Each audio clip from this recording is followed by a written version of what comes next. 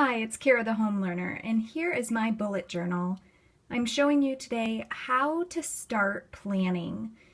And to begin planning, I recommend that you do not actually write out your plans. First, take a spread in your journal and write the day, and the times in 30-minute blocks. Then go ahead and put into the blocks things that are absolutes, like I know we're going to have dinner at 5 o'clock, and so I can write that in there. I know my son is going to nap today, or at least go to bed at 1:30, and so I can write that in advance. But the rest of it is mainly blank, because the first step in planning is to record what you actually do first.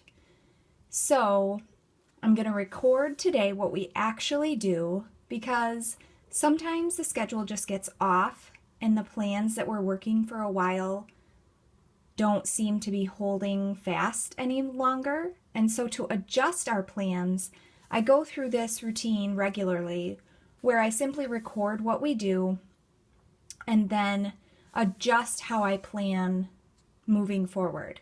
So if something stops working, I take it off the list and we don't do it at that time, or we do it at a different time, or we don't do it at all anymore. Whatever it may be, I just take the time to record what we've actually done. And for me, this will take a few days.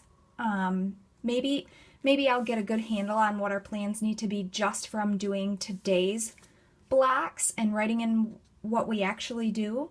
But I recommend for somebody just starting out with planning, take the time to do at least 1 week of recording what you actually do before you plan anything ahead, because that sets you up for failure.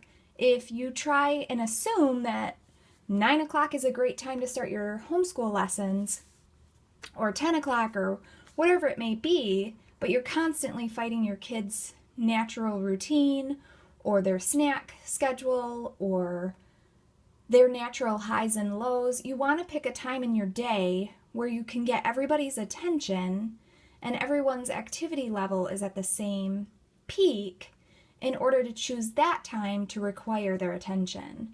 So for me, taking the time to write out what we've actually done helps me to see our natural highs and lows throughout the day, when we maybe need a snack time because everyone was grumpy, or when it's a good time to start multiple chores at the same time when I'm feeling extremely productive.